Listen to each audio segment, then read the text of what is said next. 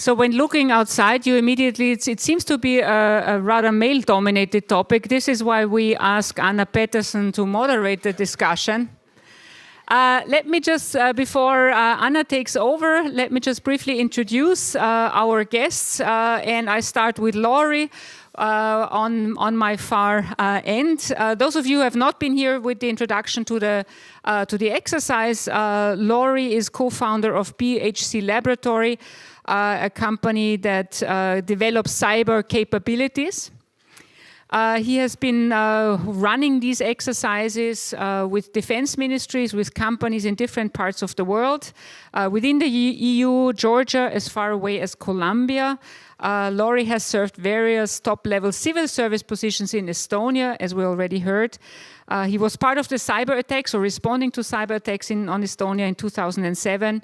He's a Fulbright scholar and holds law degrees from Tartu and Georgetown University. Lauri, once again, very much thanks for being here and joining us this evening.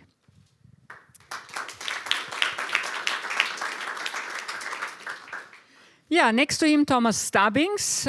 He is chairman of Austria's cybersecurity platform. So if you're working in our part of the world, then he is definitely a very good contact point on these issues.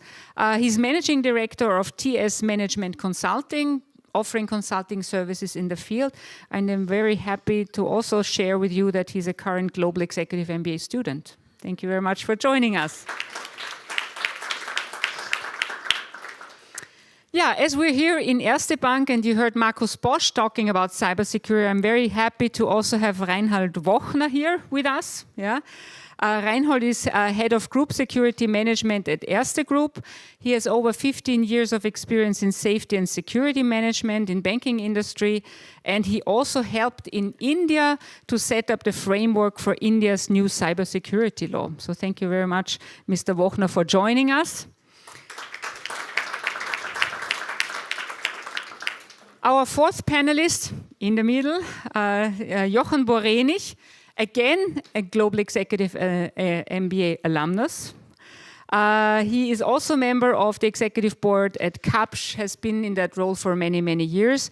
And through his years of experience, he has helped Austrian companies expand their knowledge in cybersecurity. Yeah, and that's exactly what's in store for you tonight. With that, I'd like to turn it over to my colleague Anna Patterson. She's leading us and guiding us through this panel discussion, and we're looking forward to many interesting exchanges of ideas and your questions, I guess, afterwards. So please enjoy the event. Thank you very much. Thank you very much, Barbara Stuttinger. It seems like you have been very well informed of who's up here tonight. And before we start our panel discussion, I wanted to gauge the audience's experience, actually, in terms of what kind of background you have. So if you could raise your hand if you're working in a small business. Raise your hand if you're working in a small business or if you're in a one-person show. Raise your hand if you're working for a medium-sized business. Thank you. And what if you're working for a large business corporation? Thank you. Okay. So, I mean, we've heard about some big scandals in the past, from Burger King's Twitter account being hacked, McDonald's logo being up there. We've heard about other things, the Ashley Madison site. But these kinds of attacks don't always happen to the big players. Also, small companies are being attacked. And I've read that sometimes it takes only half a year before these companies just go under. After attack, they're overwhelmed. Jochen, you've been working with many clients in the past years on cybersecurity, and some of these managers have probably been overwhelmed. What is something that you can say most managers typically do wrong? What they mainly typically do wrong is they often underestimate the impact, the possible consequence. You mentioned some examples. And this is the reason why they are quite good often in, let's say, protecting against the daily attacks. I mean, they all have we all have our firewall systems and these things running. But if I think about a no-go. Well, there are I completely agree what has been said. To add to that, I think a couple of things. First, I think we should try to get over the notion that cyber security is this one annoying little thing that we need to do and spend money on, and try to find ways how cybersecurity can be built into the business model. A law firm who has a cyber awareness program or a certified cybersecurity program in general could end up paying less responsibility insurance payments because the legal risk, the risk of malpractice is not anymore lawyers misrepresenting their clients, but it is very much in the data leaks. And some of those you mentioned, but you didn't mention also, for example, the Panama Papers and the Cyprus Papers and stuff like this. So how do we build that into the business process? The second problem, I think, is that we try to go out, and this is what we see sometimes, and protect everything and in totality. And again, this is very hard to do, and it is sometimes pointless to do. And I would go and I would start by identifying the crown jewels and try to protect those. And the third thing is, what is difficult is throwing money at the problem. Money is not going to solve it. And there is this big discrepancy in cybersecurity is also the sort of the over being in a cyber panel and working at the cybersecurity company. I also see that the sort of the overemphasizing the cyber is as dangerous as actually dealing with it. Our message is it has to be part of the normal process, but again, we shouldn't be overspending on those things. So I can tell you that, for example, if I show you, this is a cyber capability. It's a silver box, and it costs 50 euro. It's a nice device. Then you would believe me because I'm a cyber expert sitting on a panel. But if I'm saying that this is a cyber device, you can have all kinds of messaging and stuff on it. It costs 5 million. You would also believe me. The fundamental thing for managers, I think, is also how much cyber costs. And what we see in the market is enormous discrepancies in pricings and trying to go and solve the problem with a pile of money. Yes, I mean, Thomas, you're looking like you might have something to say on this. Sometimes it's... Yes, I always have something to say about this. Well, please. No, I mean, that's absolutely the point. I mean, first of all, underestimation of the problem. That's a key issue that we still have in the year 2018. The Netherlands National Cybersecurity Center yearly publishes a report, and in the latest report it is written on one of the first pages, cybercrime and security breaches still work very good because the most basic measures are still not done. And why do you think managers still underestimate cybersecurity? Well, there are several reasons.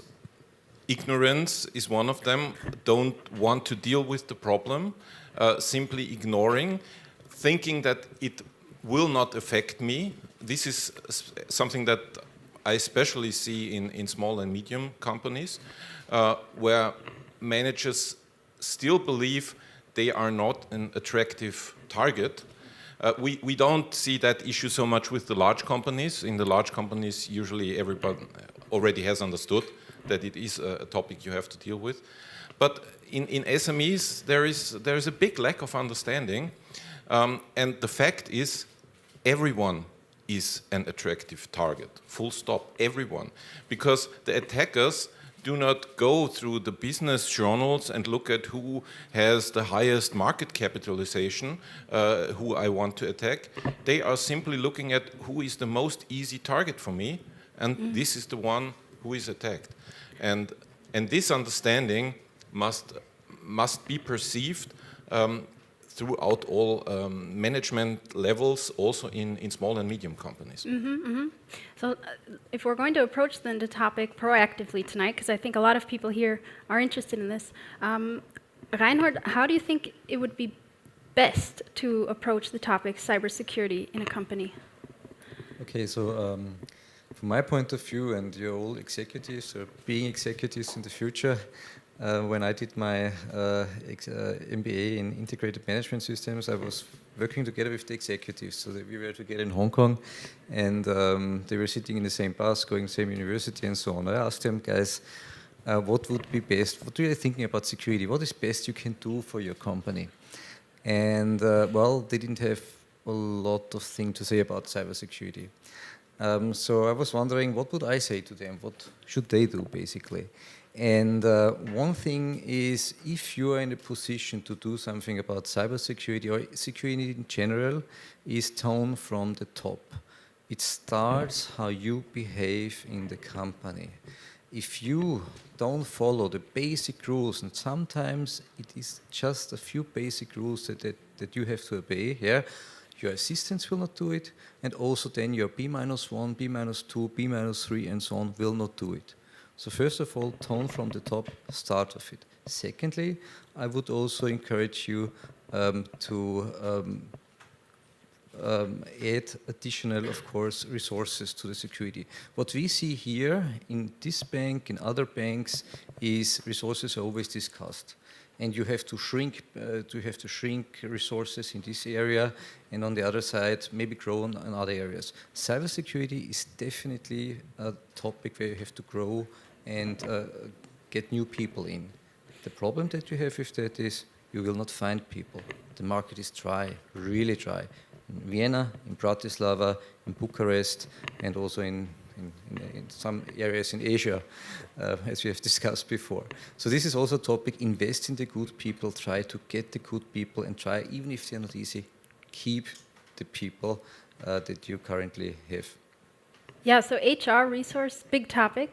What about other protectionary measures that you could maybe add, Jochen, to protecting a company from a cyber attack? A lot of things we already mentioned. I mean, it starts with the people. It's about awareness, what to do and what not to do. It's of course about systems, and we mentioned the topic of small and medium enterprises. Do they have the capability to protect themselves, or do they also have?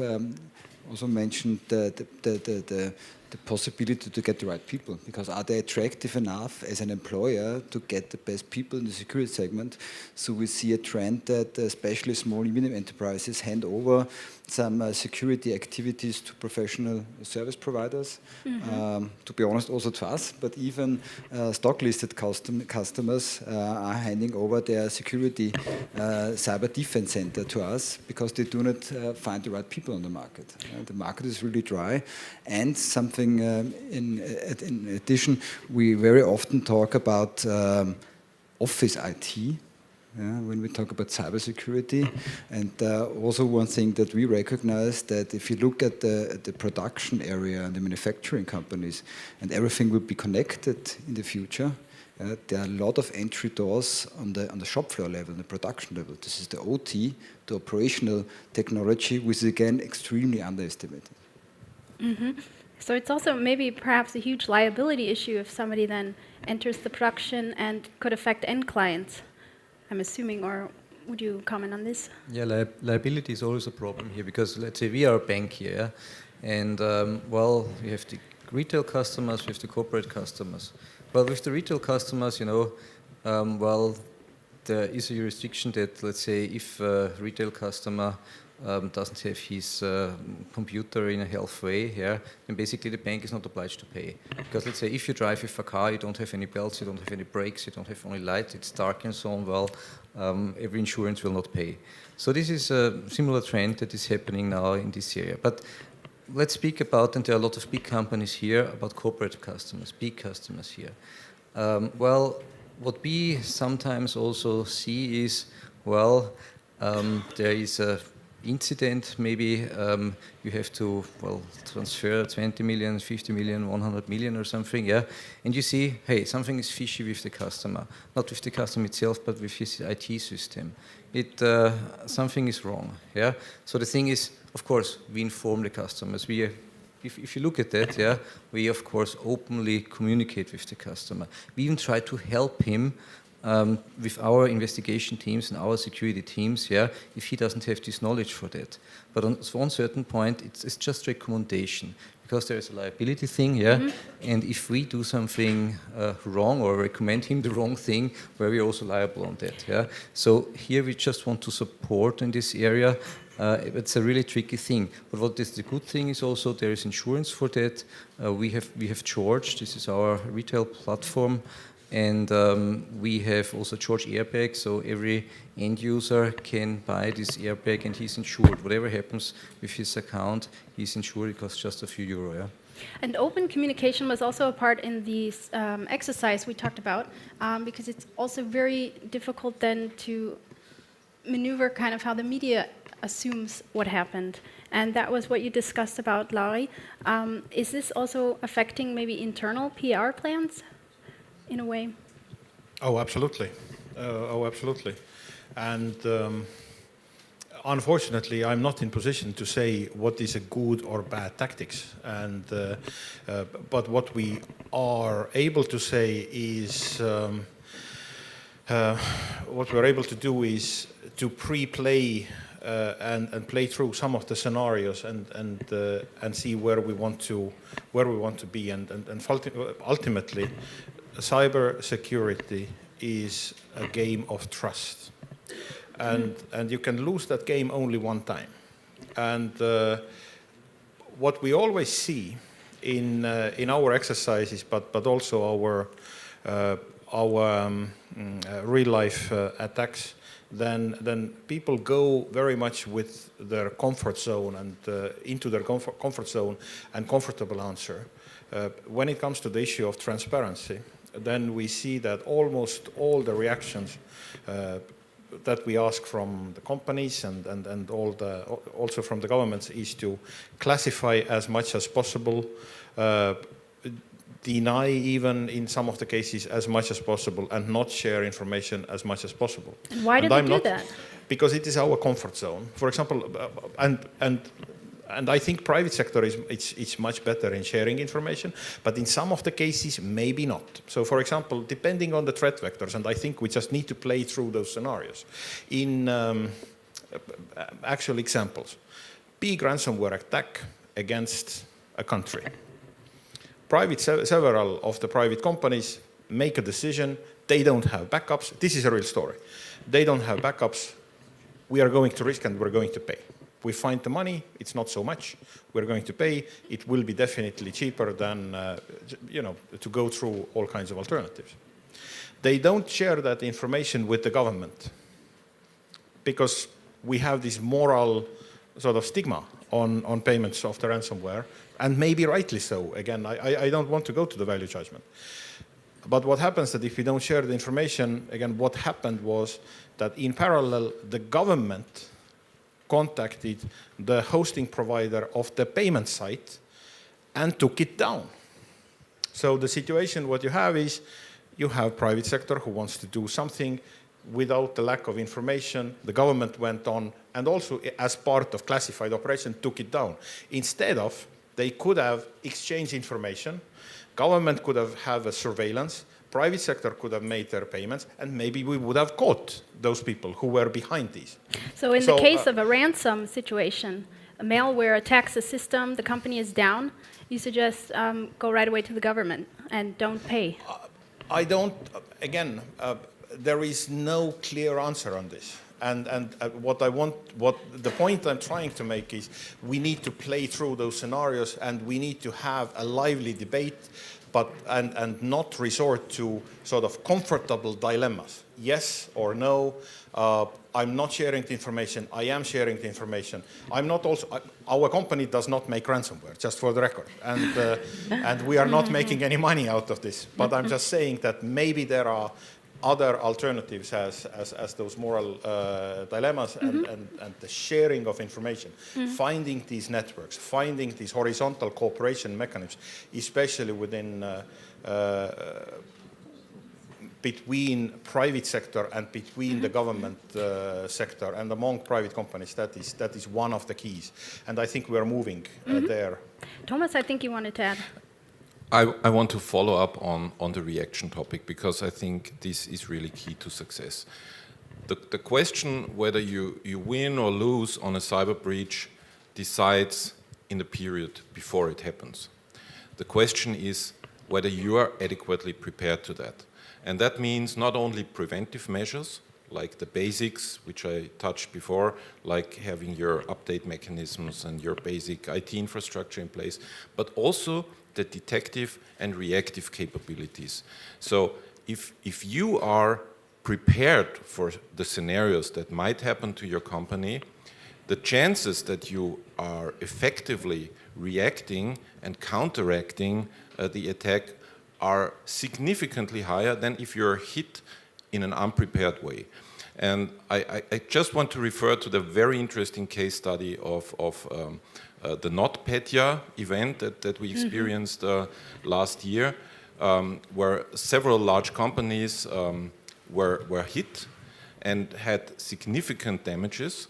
And one of them was a Danish company, Maersk, who experienced a total loss of their IT infrastructure. 45,000 PCs and 5,000 servers were completely lost. They had nothing.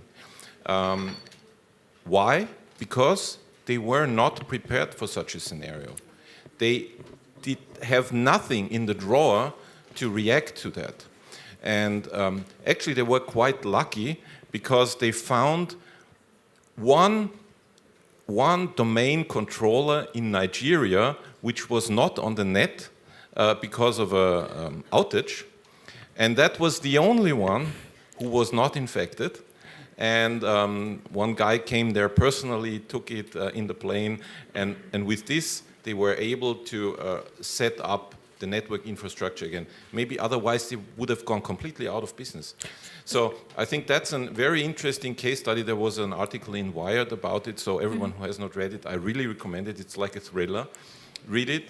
And it's very good example for why you should prepare. Yeah? If you're not prepared, you will lose. And maybe a good example to have somebody also out of the network, living in Nigeria, working for the company. But that guy was for sure promoted afterwards. Exactly. And you're also working at EU level. How is the EU working right now with businesses to prepare them for cybersecurity? Well, on several instances, the EU has understood that this is a significant, critical question for competitiveness of Europe in general. So the measures they set are, on one hand, regulatory, like the NIS directive, but on the other hand, they also invest a lot of money.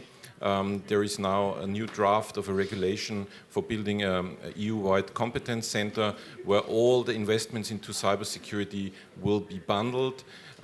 There is a draft regulation about certification, which is intended to raise the standards in Europe. ENISA has been strengthened, the European Cybersecurity Agency. So the EU is working on several levels to strengthen the topic. Lots of different activities going on. And what about at the private sector? What's Kapsch doing right now to offer companies help in this area? We mentioned the topic of. You might have to speak up with your extra big voice. Yes. We offer services around security, for instance, the Cyber Defense Center, 724, security detection, for instance, also response services. But I think more interesting is we touched a little bit the point of digitization. Everything is going digital. Digital is not just a project, it's more or less part of every product and every service in the future.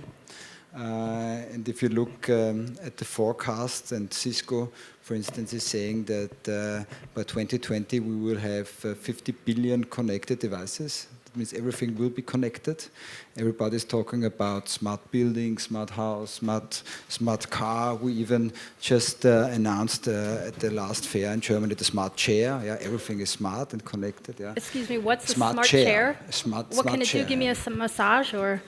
Not yet, but there's a company in Germany called Cedus. Yeah, they're producing office chairs, and they asked us to connect the chairs. The reason for this is, first, is their business model. I mean, now they're just selling hardware. Every 10 years, they go to the customer, sell the hardware more or less, and now they're able to offer a pay-per-use model. Yeah, you pay per seating. Mm-hmm. That's one example, but you also can see, for instance, if you have a desk sharing model, like I think you have also in ERSTE, where free seats available. In the morning you see, okay, third floor, there are free seats available. Or you can also measure, for instance, the usage of meeting rooms, yeah, and optimize the office space. So there are several use cases for this, but everything is connected, everything is smart. I also have to admit that we have 14 Alexas in our house. So we also have our smart house. We should also think about, and when we're discussing with our customers digital products, digital solutions, we offer so-called innovation workshops, design thinking workshops, yeah, to not just to do it smart, to do it smart and secure. Yeah. Security should be embedded in every product, in every process, in every way of thinking. It's not just offering to say let's look that the servers are patched and let's have a secure network. It's more than just IT. It's more than just upgrading the systems. It's more than just giving the responsibility to an external supplier. It's something that really has to be an integrated part, especially in the area of digitization. Definitely, it has to be integrated. And as far as ERSTE Group's approach to cybersecurity, you offer the George airbag, you were saying. Are there any other areas of support? Yeah, so we have for our customers in the internet, basically, a lot of trainings available, so video trainings. What we do with premium customers is also, let's say, invite them to certain meetings where we update them on the risk situation and so on, what they should also do in their company. Then we have also internationally exchange with other banks, basically, so that we also help other banks, but also being helped by other banks if there is an incident. So we're in the group of the largest 500 banks in the world, which exchange basically information on cyber incidents, which is very good. And also what Thomas said before, it starts even one step before. This cyber threat intelligence. What we also have is cyber threat intelligence in place. That means we want to know if our customers or if we are attacked by somebody, maybe even in advance. That means we want to know about the threat actors, the capability of threat actors, what they can do. Are they able to attack us, or it's just kid stuff, we don't have to care about that. We don't want to have a marketing campaign going out and at the same time we are under full attack and nobody can reach us or something. Yeah. So we have a lot of activities going on and a lot of things concerning also digital products. The airbag is just one product that we have that is coming through our channels. We just renamed our B1 to George Labs. Yeah. So we have many things currently in the queue that are coming, and a very innovative team that is working here in Austria, in Česka, and also in Bratislava. And on the word team, that reminded me, a lot of the audience members think that teamwork's not an issue in approaching a cybersecurity measure. Teamwork is going to work out. That was one of the lower risk factors, let's say. But what is it that the employees of the companies here represented really need to know as far as like what information should employees be equipped with? Well, it's amazing. It's really amazing. Sometimes really the basic things are not done. And that's what the employees really should know. Actually, we do some tests sometimes, yeah, which means we send emails, fake emails with some links and so on, and how many employees click on it. And you do that at ERSTE? We do that at ERSTE. With your own company? Exactly, okay. Within our company. Everyone taking notes? So the thing is, for us it's interesting as a security department how many people click on the links. Because basically everybody can be infected. And we have also a KPI that shows us how many people click on the link. And you would not believe the cultural difference between Serbia and Austria or Serbia and Hungary on this topic. Yeah? So this is one thing everybody can do. By the way, we mentioned before the European regulations. The European regulator in 2020, the TIBER will come. It's a new law where the regulator will attack you or can attack you. So not only that we're being attacked by the hackers, yeah, also we are being attacked by regulators because they want to show and see if our systems are up running and are resilient. So what I also would encourage, but this is not only for the employees, it's also for large organizations, to create teams to attack yourself if you have already the maturity level that you trust that this works out. Yeah. Other topics is, of course, what we also see is not only the phishing mails that are always coming in is a topic, it's always the basic things on classifying information. Because with the new data protection law effective with the 25th of May this year, 4% of the annual turnover is a maximum fine. This is getting serious, and it can be with one little subsidiary that you have, because it's about the overall group turnover that you have. Yeah. So from this point of view, also look at the subsidiaries, at the little daughter companies that you have in larger areas, that they have security up and running, and also that their people are aware of what they have to do. Mm-hmm. Lauri, what would you add, or Thomas, would you like to say something on this? I just want to back up the case with an interesting figure I got from CERT-EU, and they made an assessment of what were the origins of successful cyber attacks, and they found out that in 90% of the cases, the initial target vector was human, so social engineering. So that really backs up what Reinhold said, that the human factor is key to success. Thank you. Gartner report says that 69% of phishing attacks are successful. I think it may be in certain cases even higher percentage. The question now is, how do we recognize them? How do we teach people to recognize them? But to us also more important, not more important, but also equally important is, how do we teach people to behave when this has happened? And there's a lot of stuff that goes on. One of those things is, and there are so many non-technical factors at play that we have followed and that we can see, starting from embarrassment to simply sort of not wanting to share those information. So what we need to do is sort of bring the Newton to meet Freud or something, that and actually we have designed our cyber awareness platform that tries to do that. We want to understand why people behave like they behave, and we started with 5,000 users 2015. In 2017 we jumped into 200,000 users, and we have built our software so that at every step of the way they can give us very interesting feedback. And so we see all kinds of things. The USB. We do an awareness training. We said, don't put this USB on, don't take a wrong USB. Still, we get the rates that 70% of people who get a strange USB, they are going to use it. The rate is going to jump to 90 if that USB has a logo on, whatever logo, just a logo. So it is, for some reason, we still do it. In our feedback forms from those hundreds of thousands of users that are doing it, in some of the cases we get feedback, you need to change the security regulation because, of course, I'm going to continue to do that. And also equally specialists. For example, we address specialists as well, sysadmins, really people who we think are competent.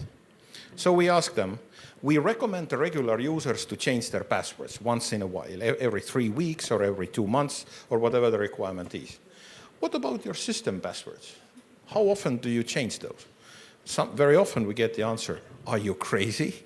We cannot change those. They are so important. What if we forget them? So the educating of users is important, but what we can see also at the specialist level is also surprising, sometimes surprising a lack of care and sort of sitting on top of the Olympian mountain. Okay, so at this point, I'd like to make you all aware about that USB stick in your pocket. If it has a logo, be aware. And I'd like to open the floor now to questions from our audience. So, who here has a question? Yes. I have one. Today we were speaking about SAS systems. I want to ask how vulnerable are these systems to cyber attacks? Service as a software. So, who would like to dare to answer the question? Well, to put it bluntly, every system is vulnerable. Yeah, that's the reality. So you have to find a way to deal with the vulnerabilities. But the most important thing is that you are aware that it is vulnerable, and you do not rely on a false sense of security. So take it as a fact and build your processes around in a way to compensate for those inherent risks. But I believe they're in a higher risk, yes? Not necessarily. Not necessarily. Because something is offered via the internet does not by itself make it more vulnerable. Sometimes it's even the contrary, because these kinds of services, they put a lot of effort into security themselves because they know they cannot survive without it. So I would not see it in general more vulnerable just because it's offered via the internet. Thank you. Great question. Who else would like to ask a question tonight? Yes. Yeah, thank you very much for this very interesting and very definitely insightful panel discussion. I would have actually two questions, if it's not too many. No. One, I would follow up on what was recommended by Reinhold Wochner, that basically these strategic tasks, they have to come from the top level. So if someone is not yet on the top level, what would you recommend? What's the good way to address the executives and raise their awareness and make them on board? Okay, well, this is one of the hardest topics, yeah. Well, I think, you all did today such a cyber exercise. Well, it was just a small portion of a real cyber exercise, but in the end, executives don't have more time. It's 1 hour. You have 1 hour shot, and then next 2 months, maybe this topic is not on the agenda. So, really, I would recommend to do such exercises because they raise awareness. The best thing is always these awareness exercises where they actively have to do something and participate and see what can go wrong. It's not the IT problem, it's a whole process and tone from the top problem. So this would be one thing. The other thing is, I think, international benchmarks. To use in your company international benchmarks, security benchmarks. So there is this ratio between, Thomas, you have the current figures for sure, yeah, but I would say 3 to 8% from the overall IT investments should be at least in the cyber security investments. And then there are more detailed KPIs that you also can get from international standards. So this is a thing. And of course, a framework that gives you, or also in the future the top executives, basically the insurance that you are on the good way, so that all security processes are covered, which means the information cybersecurity processes, BCM and crisis management, so they are somehow interconnected, and we don't always forget, and that's where you may spend the most money in the future if you're executives and you have to spend for security, the physical security processes. And they are getting closer and closer together if it comes to access card, success system, drone security. If you talk about, in our case, ATM security, there's a logical part how we can attack, there's a physical part how we can attack, and so on and so on.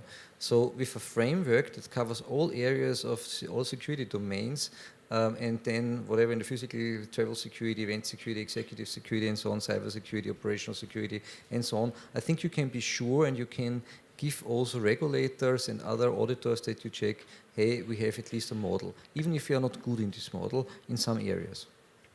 Thank you very much. If I can have a second question as well. Please. That would be about SMEs, because usually they are operating with lower budgets. So if you have a limited budget, what's the most important step that you would recommend to start with in your building up your strategy? In identifying what would be the most disastrous scenarios that could happen to your company, to do a scenario and risk analysis. And that does not have to cost a lot of money, but it brings a good awareness about what are the risks the company is facing in its specific business context.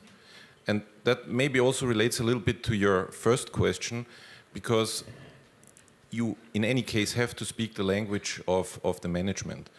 And they understand shareholder value, yeah? And they understand value creation. And if you can show them that there are scenarios that can counteract value creation, that can destroy value, then this is something that they understand. But this kind of understanding and prioritization of scenarios is a must first step, and then you can derive the next steps.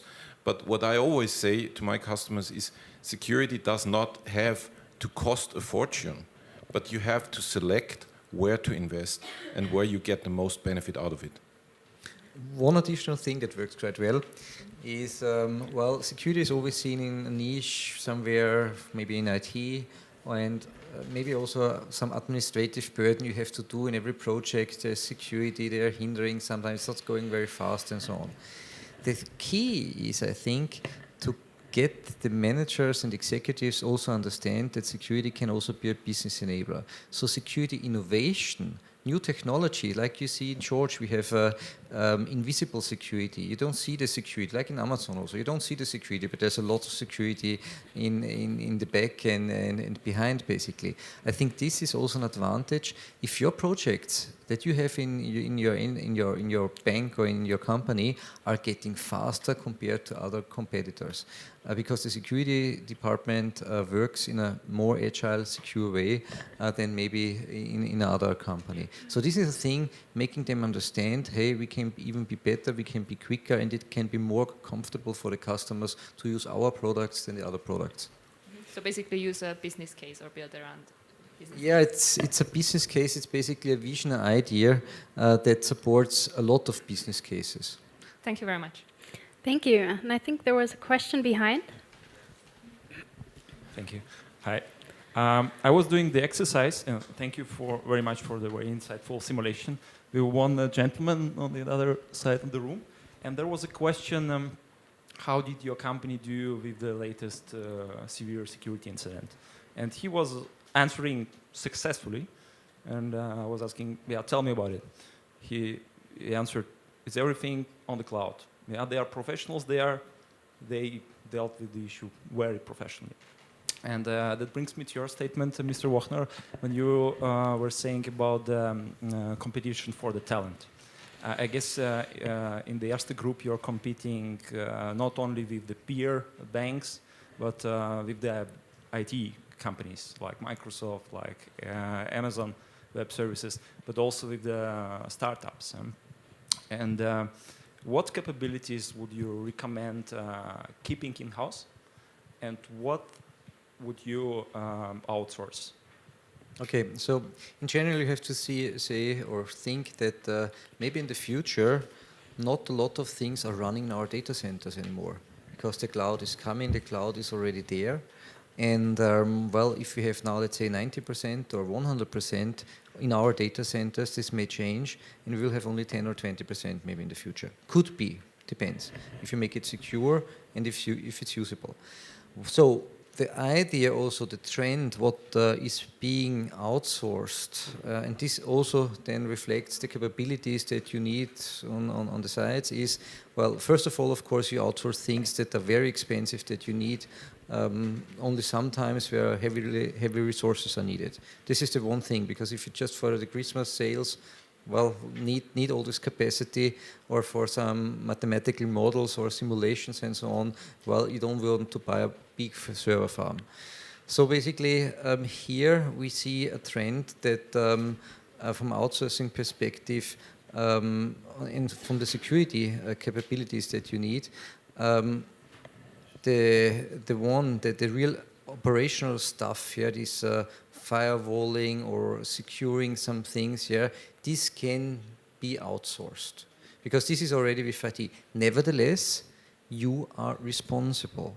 If you outsource, and I did the cloud security certification a few weeks ago, yeah, you are still responsible for that. And that's what most of the people forget. So first of all, you're responsible, so try also to check what they are doing. The people that you need internally, I think, should focus more on new capabilities like cloud security in general, and then you have the certain parts in the cloud security. You have encryption that you need. I think you should know how your certificates, keys and so on are handled. You should not give that to the provider, from my perspective. We should be in charge of our keys and so on. What also should be, of course, in general, the strategy, in general, how you go with new technologies. If you're in the security innovation area, this should be kept in the bank. This is your intellectual property, I would say. Yeah? Standard processes can be outsourced. That's what we see. Nevertheless, between the two security departments, even if it's in a cloud, in Amazon and so on, a strong relation has to be done, and also a context for incident management, aligned incident management procedures, and also tests, cyber exercises have to be done together. Thank you. Thank you. Great. Do we have another question from our audience? Yes. One moment. We're going to bring the microphone all the way to the back through teamwork, MBA teamwork.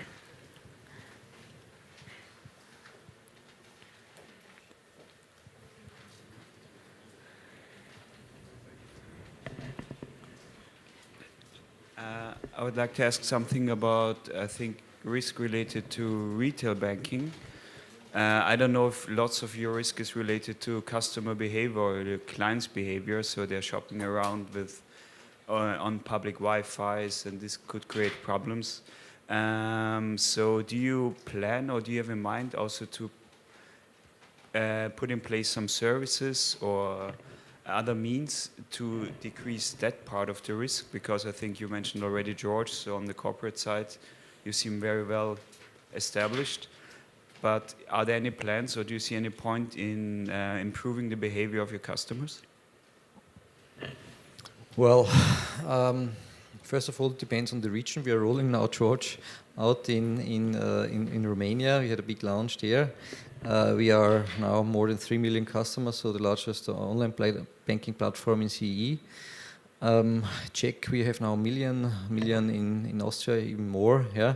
So if George is not working, we have serious problems, of course, because we are the largest bank in Czech, we are the largest bank in Romania, and however you count it, also one of the largest banks, of course, in Austria. Well, what do we do with that? First of all, awareness campaigns. Do we see improvement of the user behavior? Yes, we see. So standard things are getting more and more implemented. What we also see a difference from the devices where they're coming from. 5 years ago, they were coming from PCs. Everybody was coming from a PC. Well, protection level of PC, different, I would say. Yeah, some were good, but the average was not so good. Now we see, of course, the big trend with the mobile phones. Everybody is looking at the mobile phones, and hopefully now George. Nevertheless, what we see on Apple phones, we have quite a high security. Well, it's somehow a little bit more in their DNA. On Android phones, we see, of course, a lot of different versions, a lot of different problems, honestly, with that. So what we, of course, are doing is we investigate more and try to educate our users on the Android more, because this is more risky. and also our security features, whatever we bring, whatever we look at and so on, our transaction monitoring system and so on, everything is connected. And of course, we have a lot of projects. We just approved the security strategy, the new one, where we even do more and more on this topic. Yeah, just imagine we are searching now 100 new developers. It's in the news, it's everywhere. Yeah? So if you know developers, they should come to us. But those developers will produce an output. And this output has to be checked by the security guys. So not that we add only 100 developers, we also have to add some security guys, yeah, and also look exactly what is somehow programmed in a secure way. Great question. Thanks. Who else would like to ask a question tonight? We'll keep the floor up for a few more minutes. We have some questions maybe coming in from our audience. No? Okay. Maybe afterwards at the bar. Well, thank you, gentlemen, very much for your input tonight. Cheers. Thank you very much, and we'll talk later.